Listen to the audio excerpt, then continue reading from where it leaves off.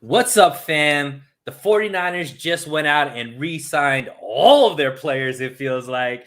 We're also going to be talking about Tyreek Hill getting the bag from Miami. How's that going to affect Debo? And is Kyle Shanahan really comfortable starting Trey Lance? We're going to talk about it all with all 49ers senior writer Jose Sanchez. Stay tuned.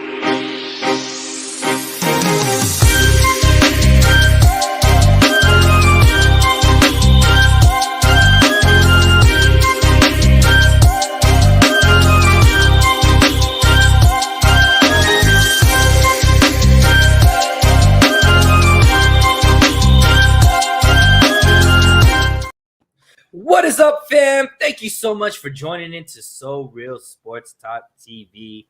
We have a real great show. I'm your host, So Real Sunil, and I got my brother from another mother, Mr. Jose Sanchez, senior writer of All 49ers SI. You see the polo right up against his horse.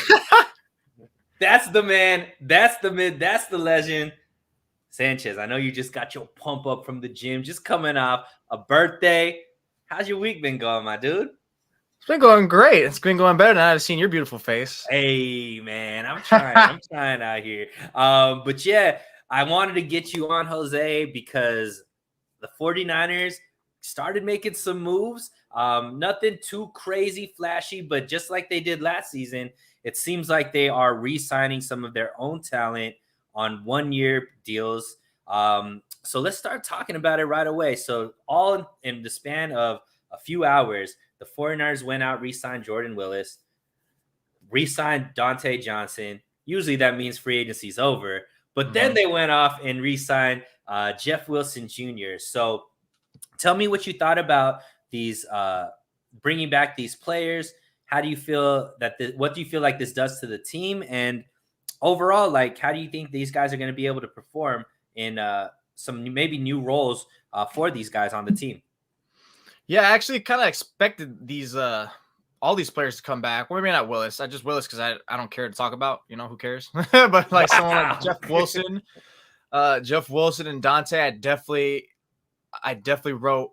I know Dante is. I'm like 99% sure I did Jeff too. But I definitely wrote on my five 49ers, five current 49ers in-house free agents that they would want to bring back or should. But it was more so like who I think they would bring back. And I'm Dante Johnson I put down for sure because, you know, I think we talked about it on one of our shows before with you that Dante Johnson kind of has he's kind of evolved to me now. He's not so much of that bad player anymore. I mean, I think the fact alone that he can be that versatile piece, go outside, inside corner is pretty crazy to me. I mean, I don't think people can understand like how much accounting you have to take as a slot corner. I think it's easily like the second most important position next to. Well, I guess it depends on your defense, but to me, that's my buy side. Maybe showing that it's the slot corner is the second to third hardest position on the team because there's so much you got to account for in terms of route running, and you got to be run support, and you got to alert your edge guys too as well on just certain cracks or just anything. So there's a lot of responsibility. You got to be smart there. So the fact that Dante can do a decent job. It's pretty wild to me. And then Jeff Wilson, they had to get a veteran back. I mean, he's the veteran in the room now.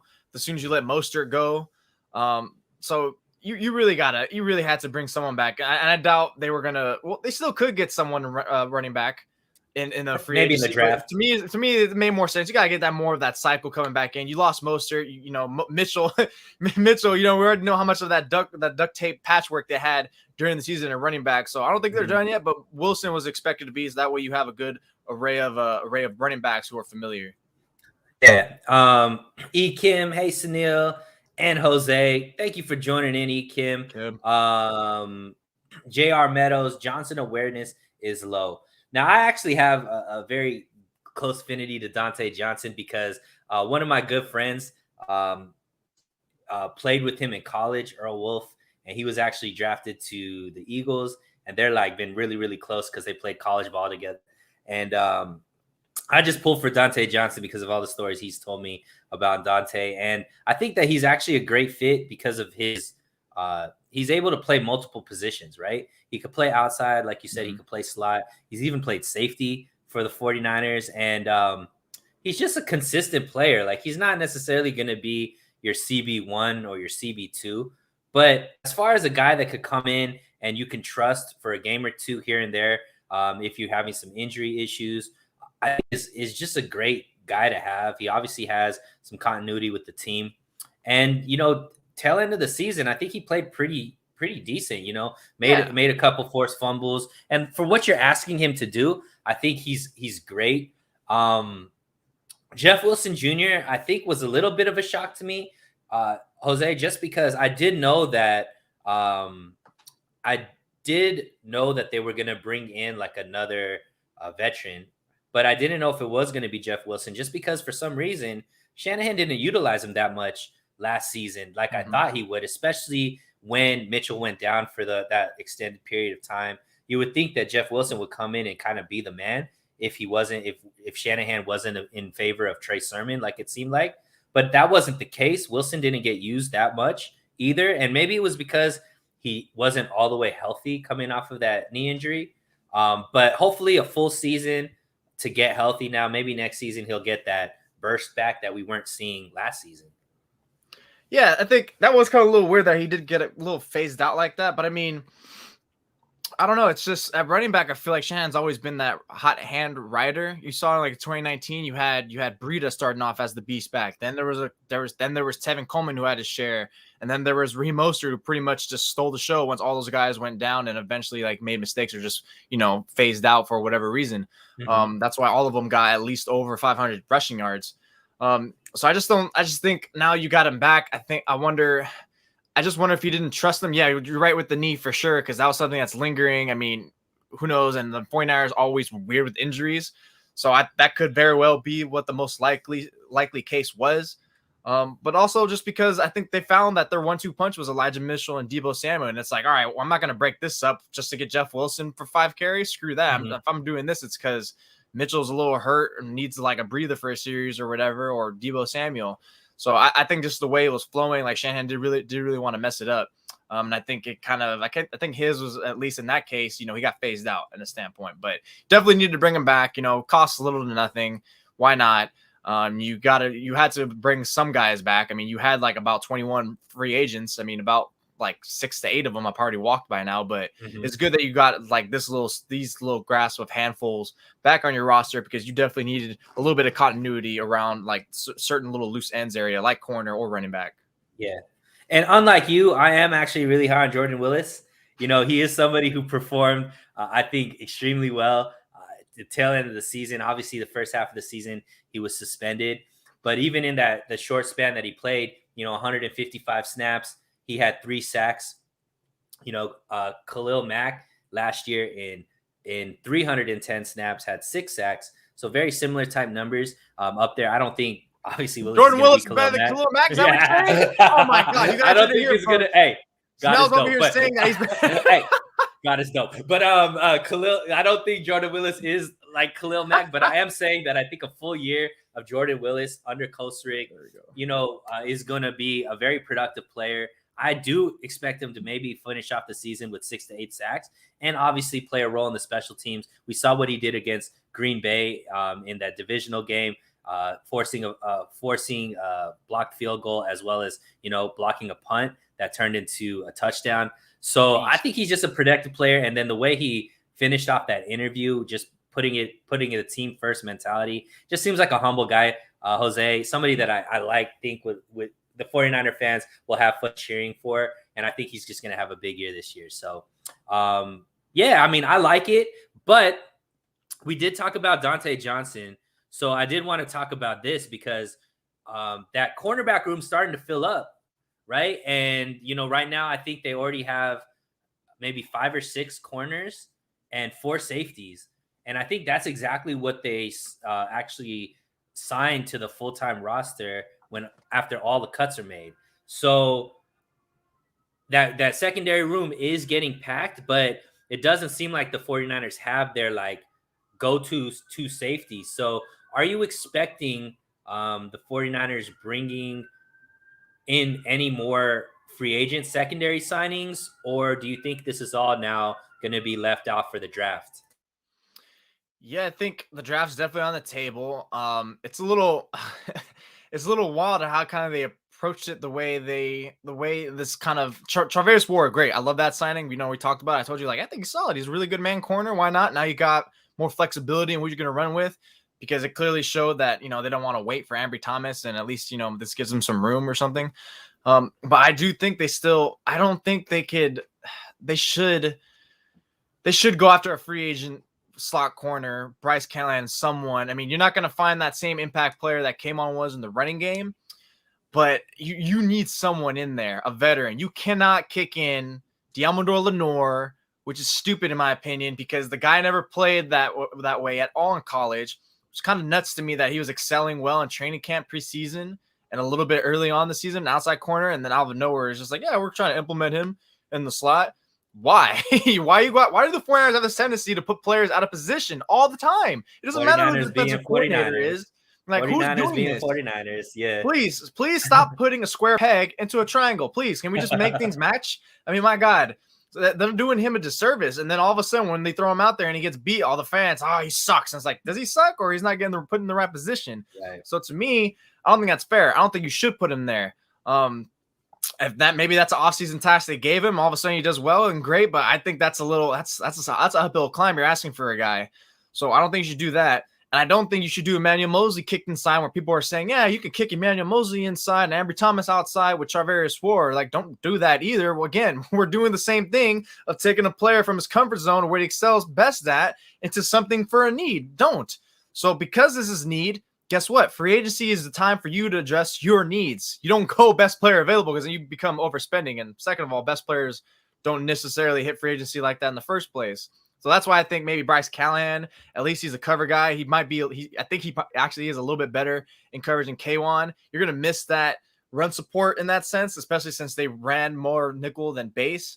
So that's where you're really going to get the weakness. Teams might try to run against him, but it's kind of hard who you're really going to find there. And I don't think that's something you should leave up to a rookie if you draft one specifically for that purpose. Yeah, I mean, I feel like the 49ers actually have a little more flexibility with that slot corner versus what they have with safety. I know. You think Dante gets that start?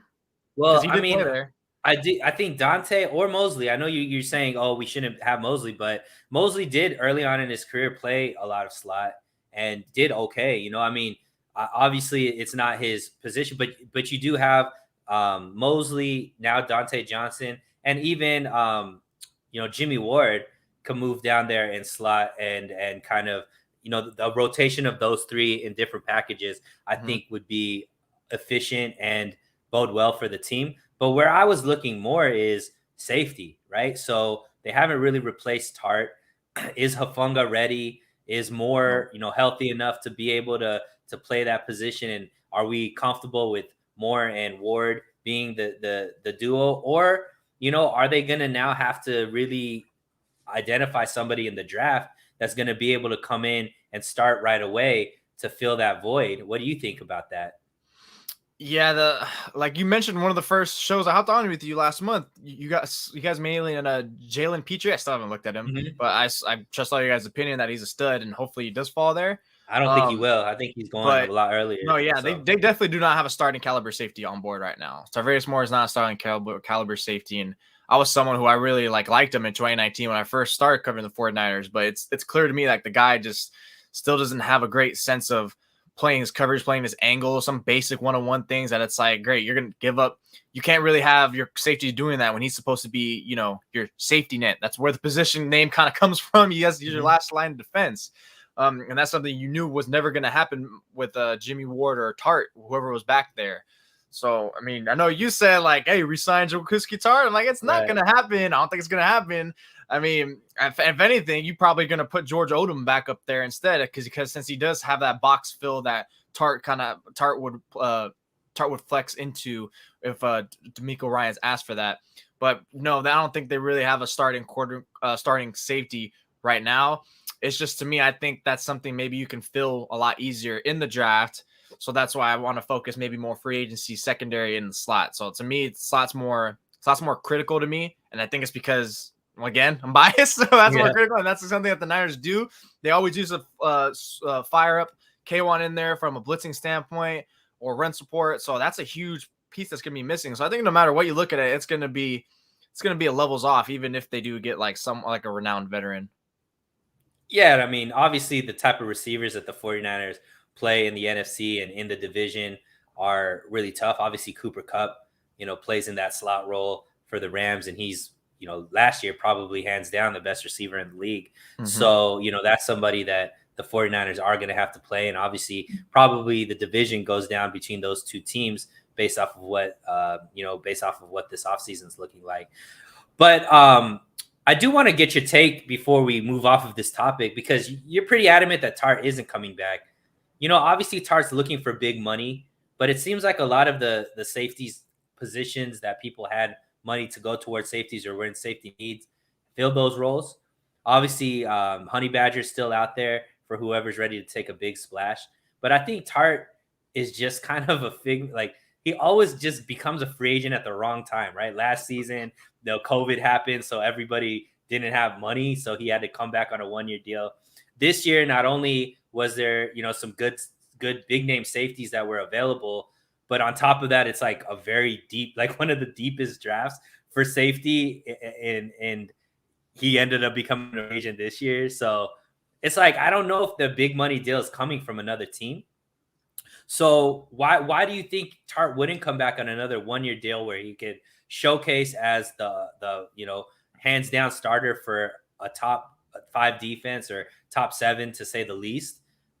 Showcase for one more year, and then next year, when we all know the cap is jumping big time, take another crack at free agency then, after another full year of playing with the team, showing that he could be healthy, and on a team that most likely will be in the playoffs, playing meaningful football throughout the whole year. Well, yeah, I don't think it's even so much that his market is bad right now. I just don't think. Well, I think firstly, foremost, this free agency period has kind of been a little weird. I mean, even Teron Armstead, who was the dubbed best free agent available, barely got signed yesterday. Mm-hmm. So it's kind of been like even the first days of negotiation periods, when all the agreements were made, like all those players who got signed, like a Zay Jones or something like that. And that's the Jaguars being the Jaguars, but a lot of those players were not the best available. They were just getting signed. So I don't know what these teams are looking at.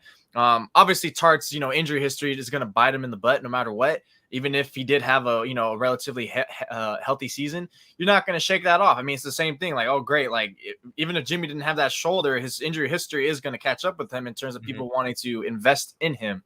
So, I mean, I'm trying to think of the teams who I mentioned as potential suitors for Tart. I mentioned the Dolphins because they have the cap space and they could probably use a very good safety. The Colts, cap space, they could use a very good safety. The Raiders, they definitely need a good safety, but now after the Devontae Adams trade, I don't know if they're going to be able to afford him. So yeah, now at this point, I wouldn't rule Tart off the table as a last resort. I just think he's going to keep holding out because he knows, all right, worst comes to worst, the Niners will take me back. And I think the Niners would take him back. They'd probably just let him, hey, you go find your deal. You don't find anything you like, you come to us, we'll give you something cheap, like a year, $3 million or something like that. And that's something I think that could happen. But I just also wonder if maybe the 49ers are just, headstrong right now and just think maybe we're just done with these, older secondary players who have injury history. K'Wan Williams, that was a fairly cheap deal that they could have brought him back on, but it's clear that they're done with him. They wanted to flip the page. I mean, I personally wouldn't have minded, re-signing him, but I kind of predicted that they would. I remember he's one of the players that they're going to be gone. So I don't know where you're going to find all these replacement players. I understand the draft, but it's definitely the trend I feel like they're probably going to, in a sense where I don't think they'd even want him back at some point, but who knows? It's still some time. It's only been just over a week that free agency's kicked in. It's not like safety is such a top 3 position that everyone's going to be looking at compared to an offensive lineman, a pass rusher or something like that. So I think there's still time for him to find a deal. I think if he is not signed by sometime this week, then yeah, his market's pretty cooked. Right. And I mean, I guess the fact that Honey Badger's still out there as well shows that, people may not be, forcing. He was a little overrated too. People were trying, just because they see his over interceptions rate. It's like, hey, interceptions don't necessarily tell the whole truth. All right. Right. What I'm saying is safety, to just tag on to your point, there are some still pretty good safeties out there that are available. Honey Badger, Tart, obviously Jabril Peppers, guys like that who are big names that still could be signed. So Justin you might be right. The only real good safety that was signed. How is it? Chiefs? I mean, but he's really good. I mean, other than that, who else is kind of renowned? Bates. I think Bates from Cincy re-signed with Cincy. I think he was like a guy that could have been out there. So he had a Yeah, good Bates is season. cool. So I mean, and we're just comparing it to who was available, right? So at least the big names that were available, like you said, only Bates and That's still Reed there. were there. Still, the big names are out there. So maybe I still holding out hope that a 1-year deal with Tart still on the table, because I think that would solidify this defense. I think they've done really great as far as upgrading and keeping consistent. Even losing a guy like DJ Jones, I think they've been able to still, keep the defensive line a very, very solid defensive line. Obviously, upgrade with corners. Safety is the only position that I still want them to have a solution for. But you can't win them all in a week and a half, right? Yeah, no, it is a key position they use that. It is a key position that Nico Ryan's even Salah uses in their scheme. So it's definitely a critical one that need filled, and they just can't just put anyone back there. Right.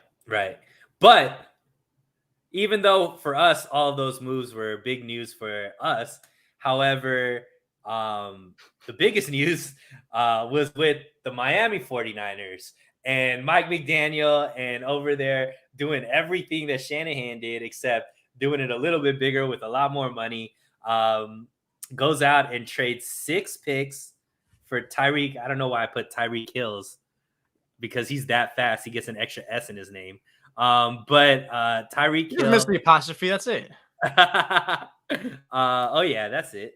It's just English. I wasn't good at. It works. Everyone gets to understand. Tyreek Hill's new deal.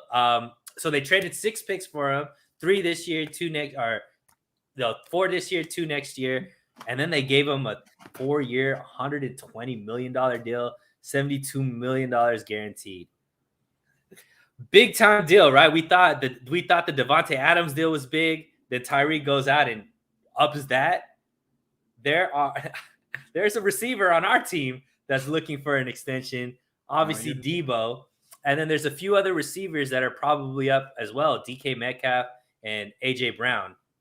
So how does this Tyreek Hill new deal? Yeah, like you said, all of those guys have the same agent. How does this deal affect what the 49ers do with Debo? And I want to preface it like this. Now, all of a sudden, you're looking at $30+ million per year for a wide receiver. Do the 49ers pay that?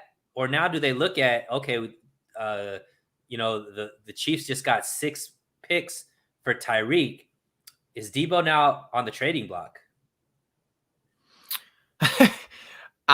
It's not out of the realm of possibility. I'll tell you that. I mean, ever since once you trade DeForest Buckner on the final year of his deal, there's always a chance that you're always going to be tied to that. Yes, there always is going to be that possibility. Will they be willing to pay over that 30 APY? Yes, because it's going to be a dummy number that I think they're going to try to trick Deebo Samuel into signing while they keep his guarantees low. Because to me, as much as you hear all of our fellow Niner compatriots, content creators who talk about APY because it affects his cap, and it does play a role. To me, I've always been someone, what's the guarantee look like? That's all I've ever cared about. And I'm not going to be negligent that APY doesn't have an effect on like certain salary caps. But to me, it's just always the guaranteed cost for me. So Devontae Adams essentially got a 3-year deal, $67 million guarantee, and Tyreek Hill went up to him by like 4 or 5 million or something like that. Yeah, I think on average it's around 24 mil guarantee per year. Yeah, but the way it's all guaranteed, I think it rounds up to 72. So pretty much if you're Deebo Samuel, you're going to be like, all right, 75, 74, something like that. Nothing like too dramatically over, because usually everyone always like, sprinkles on each other like an extra like 2 to 5 tops of guarantees. Mm-hmm. But the reason why I think they could get away with tricking him in that sense, because that number is going to look great to him. I think the Niners did that with Trent Williams or Bakhtiari, or where they did that where they sprinkled in like, just an extra mil or something like that in his APY to make him the highest annually paid, offensive lineman. And Bakhtiari was like, I see what you did there, just so he can have that stature. Mm-hmm. Again, I don't think people underestimate how much ego and just like image these guys love. Right. And the fact that you could. Oh, I think Jose froze. But he'll come back. But yeah, I mean, for me, is Debo a player that you want to pay, 30 million? I mean, I think Parag does a pretty good job as far as being able to make the money fit. The real question is do the 49ers give Debo that kind of contract? And I think the biggest thing that they're going to use is like the negotiating tactic is, Debo hasn't been able to stay healthy every single season. Last season was his healthiest year. And I think that even then, he missed a couple games due to injury. He does play hard. He obviously is somebody who doesn't shy away from contact. He plays an aggressive style of ball.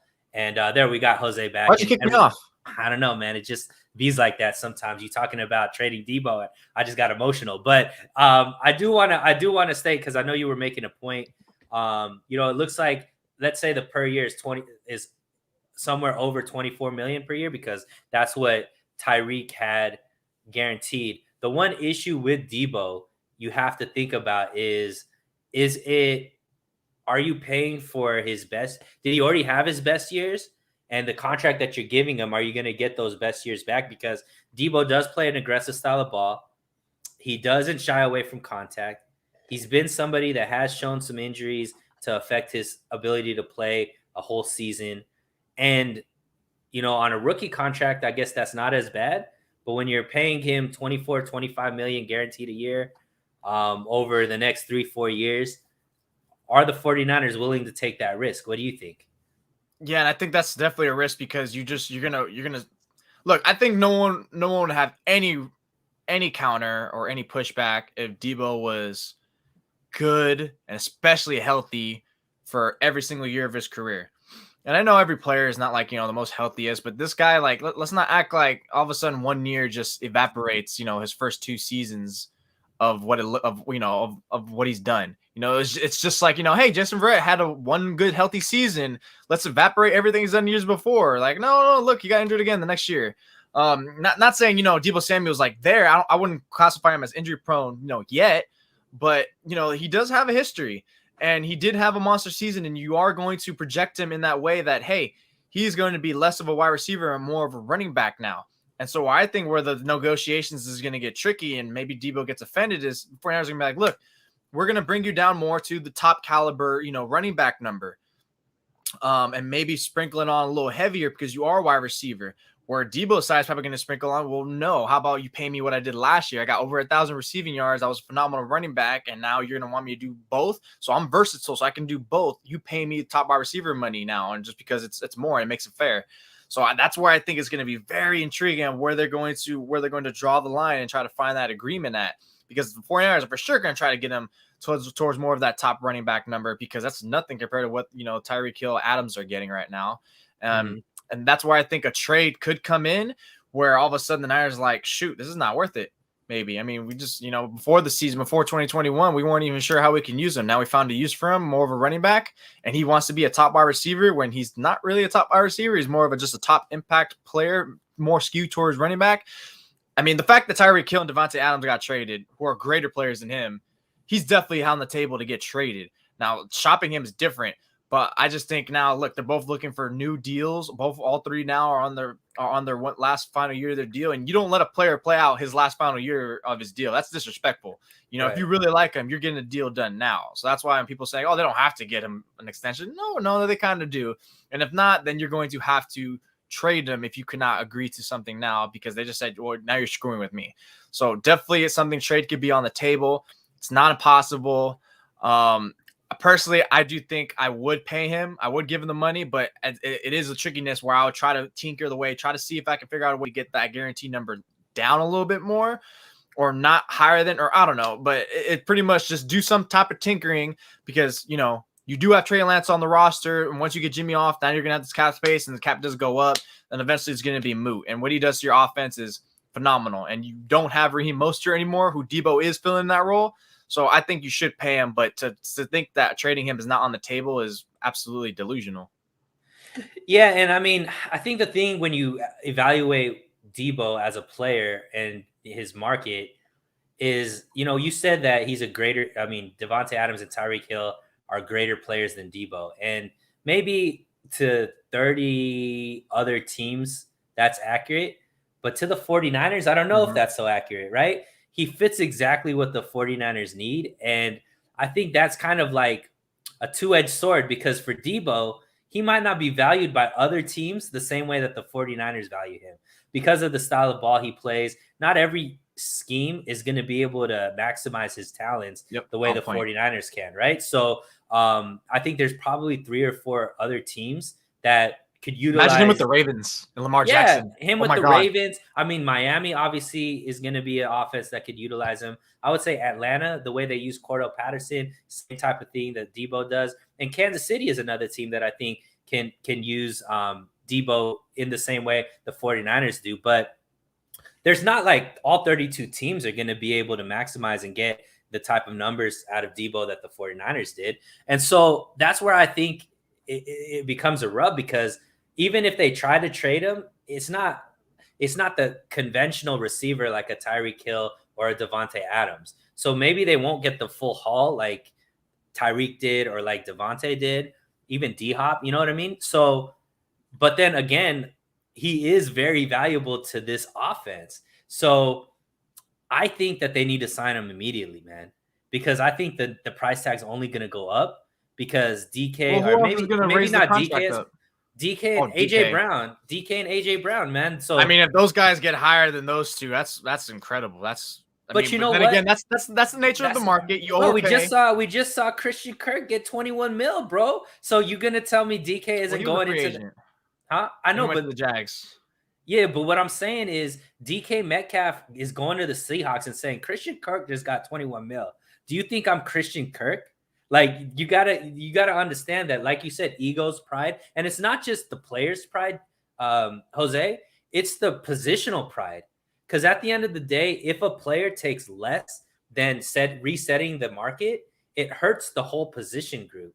So it gets the NF, like the rest of the wide receivers are going to get mad because you just reset the market. Now it's going to be harder for them to get paid. So it's like every star of a certain position group has to one up the next guy so that it keeps everybody eating that gets to a certain level. So Debo, DK, and AJ Brown have to contend for contracts just as big as what Tyreek and Devontae just did, just based off of them being the next best guys at that certain position, right? So I think they got to do the deal before DK and AJ do their deal, and because they all have the same agent, that's going to be tricky too, because maybe the agent knows that, hey, Debo might be the best out of like these three, or AJ might be the best out of these three. So all these teams are probably going to try to do the deal quick, and then they might just hold out to make sure that all of them get the most amount of money. So it is going to be interesting to see what happens. But I do think they need to sign Debo quick, just in case Tennessee or Seattle just go even further with those contracts. Yep, that's the same logic I used last year when I kept telling the 49ers, extend before I had won already before the Colts signed Darius Leonard. And sure enough, they saved about I think $5 million or something. Like, it doesn't matter if it's $2 million, $2.5 million. It's like, hey, whatever. If you can get them at a bargain now, do it. Who cares if it's only 3? It's called competitive advantage, not directly over, the Colts, but just, competitive advantage as yourself a team. Like, hey, because I couldn't get a deal with him a week before Darius Leonard or whatever, now all of a sudden I got to pay him more than I needed to, all because we couldn't figure it out. So yeah, definitely do it. But since you love to put me always like in a fantasy hypothetical spots, because I'm too much, most of the time I'm too hard-headed to even like, okay, fine, I'll do it. How about this for funsies? Packers just traded Jimmy Garoppolo, Debo Samuel. If Debo doesn't want to take a deal that the 49ers are offering because, they're shorting him. Will they trade? All of a sudden get Jimmy off his books, and now you have all this cap space? Wait, so what was the plan again? Package Jimmy and Debo together in a trade. Yeah, that'd be a way to get Jimmy off the books. That way you get all his contract off. Maybe you get an extra pick because, like you said, and I agree with you, not everyone's going to offer the same, the same capital, the same package that they did for a Hill or an Adams. And maybe adding Jimmy in helps a little bit, but who cares if it adds a little bit? That's an extra oomph to take more off your cap space if you're really going to go that route. Yeah, I mean, that would have been great if they would have done it earlier, right? But now there's only 2 teams that are. I don't know who the hell's taking a quarterback. Yeah, and it's Panthers or Seattle, right? That's it. Maybe the Eagles, if you throw in Debo, they might be a little more interested because I don't know how sold they are on Hurts.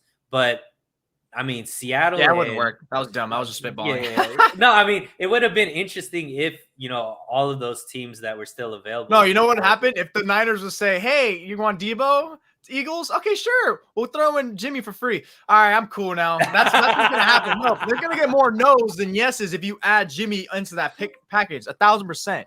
Yeah, and I've gone for those that keep watching this channel, I've gone over a bunch of different scenarios with Jimmy. So we're gonna keep the Jimmy talk off of this episode as much as possible. Well, actually, we're not gonna leave it off because we're gonna start talking about the quarterback position right now. Back. So David Kelly, I know fan favorite for a lot of 49er fans. He just became a writer for ALL49ersSI. He put out his first article this year, this today, and he's talking about what the confidence level of Shanahan is behind Kelly. Trey Lance. Daniel Kelly, sorry, I don't know what I said. I don't know. Daniel Kelly. I don't know. Sorry. I said David.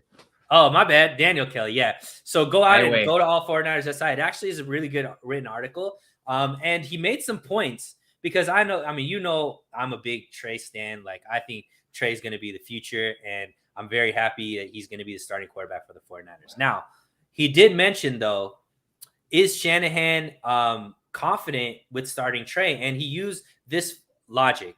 And I'm going to lay it out, and then I'll let you kind of discuss it. So when Jacksonville traded for drafted Trevor Lawrence, immediately they got rid of Gardner Minshew to make sure that Trevor Lawrence was the bona fide starter. When the Jets went out and drafted Zach Wilson, they went ahead and traded Sam Darnold to make sure Zach Wilson was the bona fide starter. Now, Trey Lance got traded by the 49ers.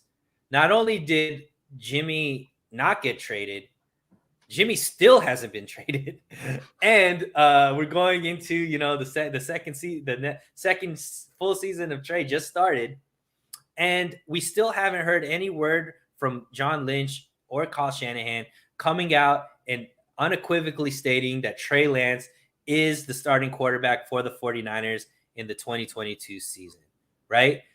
Instead, we've heard rumors of maybe they're interested in Tom Brady. Maybe they were interested in Deshaun Watson. Like, these rumors are still coming out, Jose. So is Daniel wrong in stating that Shanahan isn't confident that Trey Lance is his starter this upcoming season?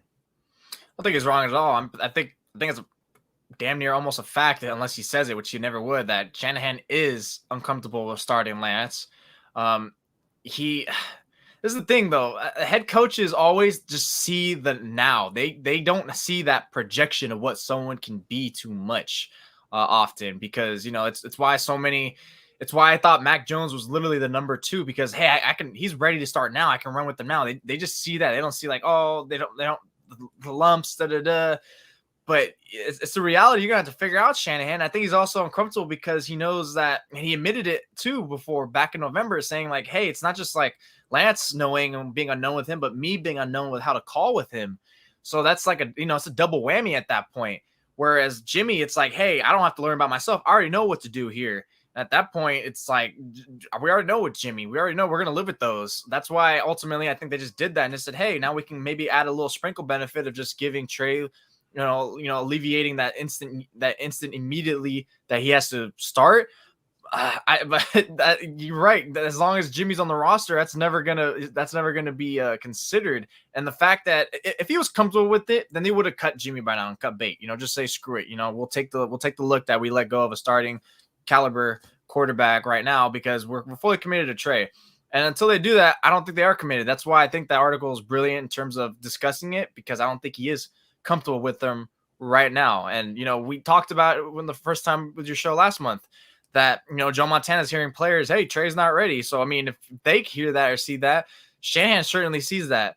And the thing is, when are you going to be ready? How do you become that ready player unless you get out there and actually play those games? I just don't understand that. Eventually, take the training wheels, You know, it's like what all like my family members do. And I don't know if this is a Mexican culture thing, but it's like, hey, you don't know how to swim? Here you go. Let's just throw you in there and see you sink or swim. At some point, you got to sink or swim. You got to figure it out. Right.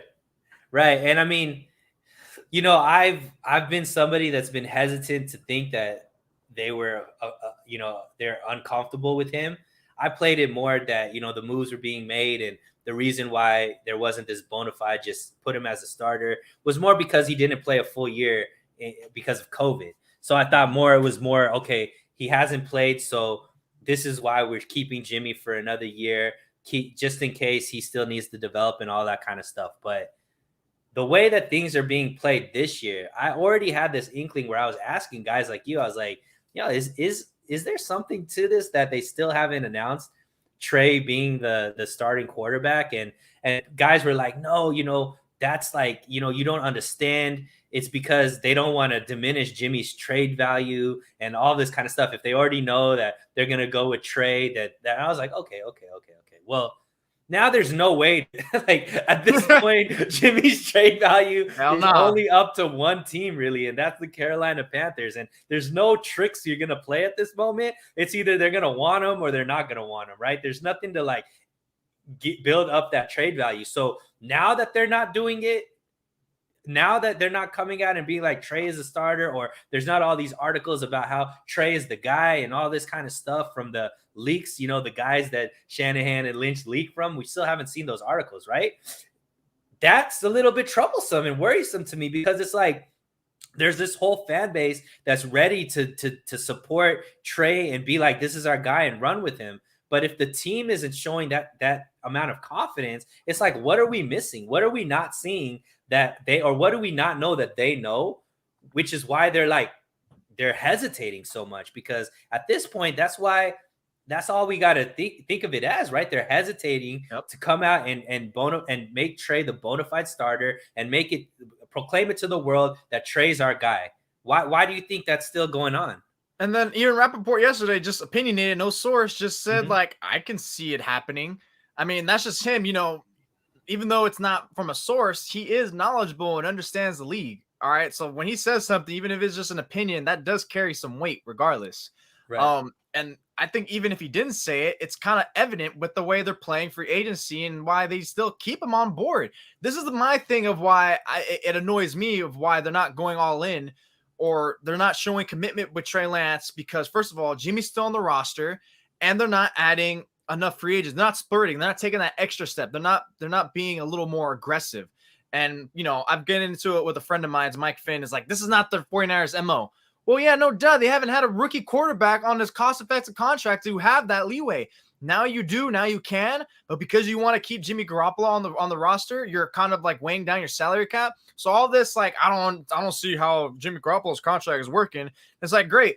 Now, meanwhile, you're restructuring all these contracts, kicking the can down the road just so you can keep them on for what? Not for trade value, because someone's going to magically get injured from here now until training camp, like starting quarterback wise. You look from now in the last 10 years, what quarterback has that happened to? You just see what Teddy Bridgewater and maybe like a couple other quarterbacks. That's kind of a rare occurrence. So if that's the 49ers thinking, which I don't think they're that naive to think that, then at this point, they probably are going to run it back with him. You know, this is why, you know, is he comfortable? No, I don't think he's comfortable with Trey Lance. And the same thing what you just mentioned, they had those smoke signals about 2 months ago, or, you know, last month, whatever. And now we're not hearing it. I mean, you know, first of all, they don't care about putting it out there until Joe Montana said that, because that was a little weird, especially because, you know, the players is where he got his info from, Joe Montana. So I think that's why the 49ers felt compelled to stand out. But I mean, again, this is why the free agency, this is my problem for free agency. It's not that they necessarily, you know, need to grab players, but it's like, hey, now you have this leeway, now you have this luxury, you know, you could spoil yourself a little bit, man. You got that stimulus check. Why don't you go out there and help yourself out, you know? And that's why I think I just don't understand why they're not doing it. They're still operating the way that's being so careful. Right. I mean, I guess to throw the team some bail, they're probably going to be giving big contracts to Debo and Bosa. So maybe those are the big splash signings that they're going to make. But I agree, man. I think that the fact that there isn't this vote of confidence from the team is a little bit troublesome for guys like me who are firmly in the Trey Lance camp that want to see him start and see what he does. James Coombs, thanks for joining in. Why not mention the Texans as possible trade partner? GM came from Pats and have picks. This is the reason why I don't think it's accurate, because if the Texans did want to bring back a quarterback and not go with Davis Mills as the starter, I think they would have just took Baker back in the deal, because he is cheaper than Jimmy's contract. It would only be a 1-year deal for them, so that even if he didn't pan out, they would have no money in the future. That, and I think it's just 18 million versus the 25.5 million they'd have to play Jimmy. So I don't think that Houston is actually looking for a quarterback. I think they just want to build around Davis Mills and do what you want the 49ers to do with the rookie contract, and go out there and, kind of bring in some free agents to help your rookie quarterback do well. So that's the only reason why I don't think Houston is a viable option for for Jimmy Garoppolo at this time. Maybe if Jimmy Garoppolo's cut, I'm sure Houston would be interested in bringing him, but trade-wise, I don't know, because they already had an option to take Baker back and they didn't. So I think you just consider it because of who's that head guy, the Nick Caserio, because of his ties with the Patriots. That's the only thing. Because, and I think the reason why you wouldn't take Baker back, even though it does make more logical sense, is because, guys are familiar. They like their own players or someone they're associated with. So I think in that sense. But, I mean, the lack of commitment to Trey Lance, man, is just, that's why I thought it was a good time for that article to get released by Daniel right there, is because, they're showing a lack of commitment. And are we sure? I mean, we're the ones that flipped the page. It's a Trey Lance season, yeah. And then Jimmy had that goodbye, but the team hasn't. The team isn't still doing it, right? We're not. They haven't doing it exactly. Lynch, we're not hearing from Shanahan, and I understand maybe a couple months ago when it was the thick of trading Jimmy talk. Okay, people giving me the whole we're not trying to devalue the Jimmy stuff, but now that it's already been devalued, right? Now there is no reason to continue to flirt with Jimmy Garoppolo coming back to the team and being, at least quarterback controversy type thing. Now it's like, okay, maybe Jimmy gets brought back, but Trey Lance is going to be the starter. He's our starter from week 1. Like, that message needs to be said, and that it hasn't, you have to believe in. And Daniel put it in his article, actions speak louder than words. And all of their actions aren't being made in a way that makes you feel confident that they're confident in Trey Lance. Because like we just mentioned, Jacksonville, who we don't think is anywhere close to a functional organization like the 49ers, traded Gardner Minshew to make sure that everybody knew Trevor Lawrence was the man. New York Jets, who we don't believe is any type of functionality compared to the 49ers, traded away Sam Darnold to let everybody know that Zach Wilson was the man. And the 49ers, we're at the beginning of the 2022-2023 season, and Jimmy Garoppolo is still on the roster. Is Trey Lance the man? I think so. You think so, but does the team think so? I don't know.